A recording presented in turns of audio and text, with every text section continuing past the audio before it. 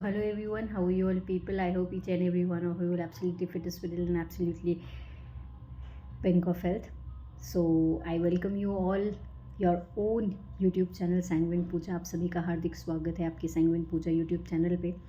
Guys weekly जो मैं schedule आप लोगों के लिए पोस्ट कर रही हूँ उसको मैं खुद भी फॉलो करती हूँ। आई होप आप लोग भी कंसिस्टेंटली उस शेड्यूल को फॉलो कर रहे होंगे, और अगर नहीं कर रहे हैं तो प्लीज़ करना स्टार्ट कर दीजिए। One who is preparing for the banking examination, and अगर किसी ने भी बैंक एग्जामिनेशन को टारगेट किया है तो आज ये वीडियो बनाने का एक ही ऑब्जेक्टिव है। सबसे पहले तो मैं बता दूँ, ये Sanguine Pooja YouTube channel start करने का जो मेरा ऑब्जेक्टिव है वो ये है, I want to tell about my journey to all people who are preparing for the banking examination like me, and who are struggling in their particular life, in their journey like me, and who wants to proud their parents like me, but still they guys are struggling like me. So आज ये journey आप लोगों के साथ share करनी है। सो मैंने banking की मैंने 2018 में अपनी ग्रेजुएशन कंप्लीट की थी, और बैंकिंग की जर्नी मैंने 2019 से स्टार्ट की थी गाइस। बैंकिंग की प्रिपरेशन करना, पहली बात तो ये मेरे पास गाइडेंस नहीं थी किसी भी चीज़ की कि मुझे ज़िंदगी में करना क्या है। I was completely oblivious about it that what ought to do and what ought not to do people in my career. घर वालों का ये कहना था कि आपको सिर्फ और सिर्फ सरकारी जॉब करनी है, आप प्राइवेट जॉब नहीं कर सकती हो। और इसी चक्कर में मेरे को ये था बचपन से, जैसा कि मैंने बताया, मेरे को कुछ पता नहीं था कि मुझे करना क्या है। लेकिन एक चीज़ जो मुझे अच्छी लगती थी, जब मैं मेरे पापा के साथ बैंक में जाती थी अमाउंट डिपॉजिट कराने के लिए, या फिर ऐसे ही कभी चले गई पापा के साथ बैंक में, तो वो जो बैंक का एटमॉस्फेयर था ना, मैं उससे बहुत ज़्यादा अट्रैक्टेड होती थी। वो जो एम्बियंस होता है, वो जो एटमॉस्फेयर था, वो मुझे बहुत इट वॉज थरोली अलियोरिंग। तो वो मुझे बहुत अलियोरिंग लगता था। तो इसलिए मैंने सोचा that I have decided that I will do banking. घर वालों का कहना ही था कि प्राइवेट करनी नहीं है, करनी तो सरकारी है अगर जॉब करनी है तो। मैं जिस फैमिली बैकग्राउंड से आती हूँ guys, I hope many girls will connect with me. हमारे गांव में ना 17-18 साल में लड़की की शादी कर दी जाती है।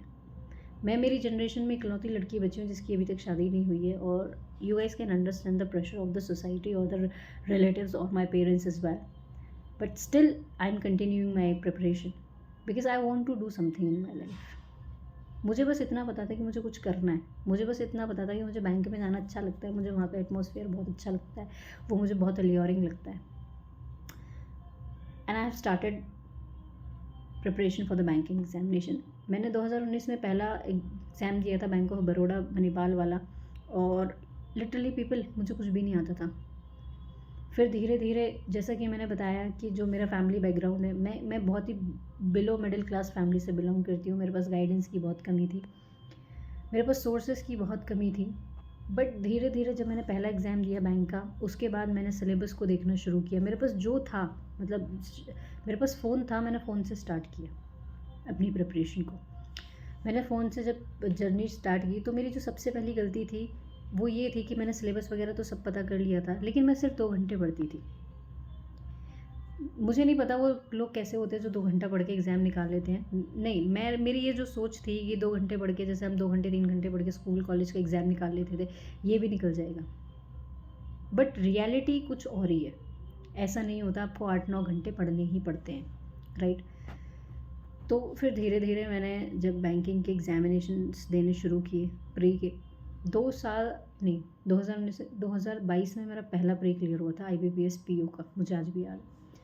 मेरा कोई क्लियर नहीं होता था एग्ज़ाम, मतलब मुझे बहुत डिसअपॉइंटमेंट होती थी इनिशियल स्टेज में जब मेरा प्री क्लियर नहीं होता था। बट स्टिल धीरे धीरे gradually I have improved my self.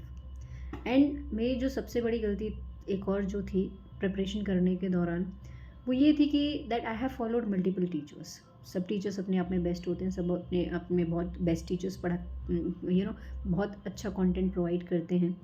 तो मैं मल्टीपल टीचर्स को फॉलो करती थी, जो मेरी सबसे बड़ी गलती थी। धीरे धीरे मैंने रियलाइज़ करना शुरू किया 2020 में कि पूजा ऐसे पढ़ाई नहीं होगी, तुम्हें एक ट्रैक पकड़ने की ज़रूरत है। सो फिर मैंने धीरे धीरे टीचर्स को फिक्स करना शुरू किया। Guys, I haven't taken any paid course yet.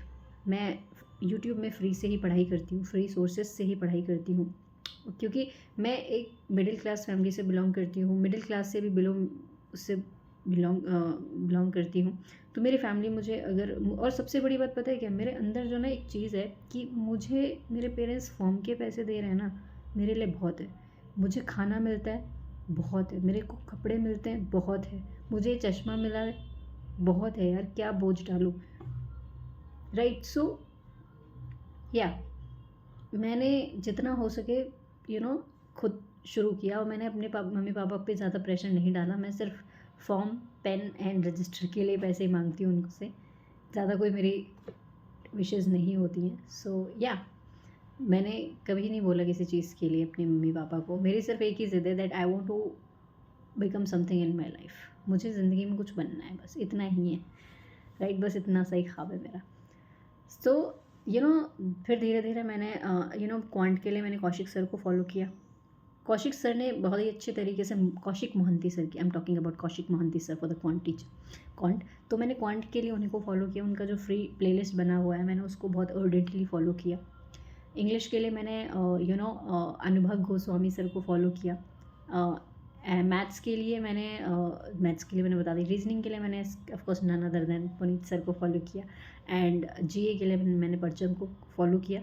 मैं कभी कभी आशीष गौतम सर की भी क्लासेस देख लेती हूँ, sometime, but usually I followed परचम फॉर द जीए सेक्शन, क्योंकि उसमें क्या होता है, डेली तो होता ही होता है, वीकली भी होता है और फिर मंथली भी होता है, तो इससे काफ़ी रिविजन हो जाती है इसके लिए, ठीक है।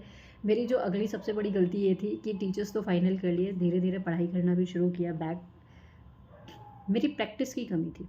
मैंने कॉन्सेप्ट्स भी क्लियर कर लिए, सब कर लिए। फिर मुझे लगता था कि मैं यूट्यूब से पूरा पढ़ रही हूँ पूरा दिन, तो मैं बहुत पढ़ रही हूँ। हर स्टूडेंट को ये लगता है, आई एम श्योर आप में से भी बहुत सारे स्टूडेंट होंगे जिन्हें फीलिंग होती होगी कि यार पूरा दिन यूट्यूब पे निकल जाता है, हम पूरा दिन तो पढ़ाई करते हैं लेकिन फिर भी एग्ज़ाम क्लियर नहीं हो रहा है ना, क्योंकि हमें यूट्यूब के अलावा भी सेल्फ स्टडी करनी पड़ती है। ओके गाइस, तो ये मेरी एक और गलती थी कि मैं यूट्यूब से बस पढ़ लेती थी, लेकिन प्रैक्टिस की बहुत ज़्यादा कमी थी, है ना। बहुत कॉन्सेप्ट हिले हुए होते थे। धीरे धीरे 2022 से फिर मेरे प्री क्लियर शुरू हुए, ठीक है, और एक और बूस्ट मिलने लग गया मेरे को, नहीं मैं ज़िंदगी में कुछ कर सकती हूँ। जब मेरा कोई भी प्री क्लियर नहीं होता था ना पीपल, मुझे ऐसा लगता था क्या ये बैंकिंग मेरे लिए सच्ची में बनी है, क्या मुझे बैंकिंग करनी चाहिए। एक वक्त तो ऐसा था तो कि सुइसाइडल थॉट्स भी आते थे। फिर धीरे धीरे जब प्री क्लियर होने लग गया 2022 से, तो एक और मोटिवेशन मिलना शुरू हो गया मेरे को, एक ऐसा था कि नहीं मैं कर सकती हूँ यार। फिर ऐसा हुआ कि मेंस में मैं अटकने लग गई, और ऐसी अटकी कि हर एक बैंक एग्जामिनेशन, इंश्योरेंस एग्जामिनेशन में मैं अब तक मेंस में अटक रही हूँ। And it's my last year guys.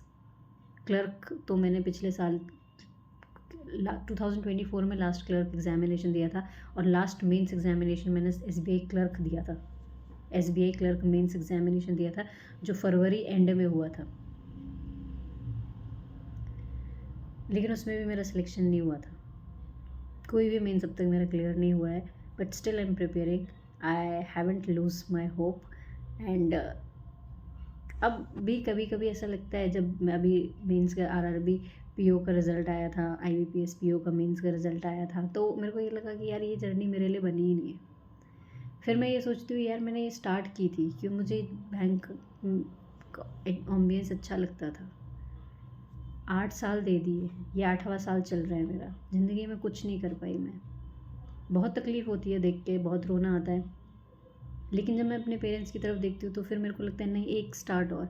जब भी मेरा मेंस का रिज़ल्ट आया, जब भी मैंने, ऐसा लगता था सब खत्म हो गया है। ऐसा लगता था, क्या लगता है, कभी कभी सर काम नहीं करता, दिमाग घूम जाता है पूरी तरीके से, एकदम ज़ीरो हो जाती हूँ मैं, ब्लैंक।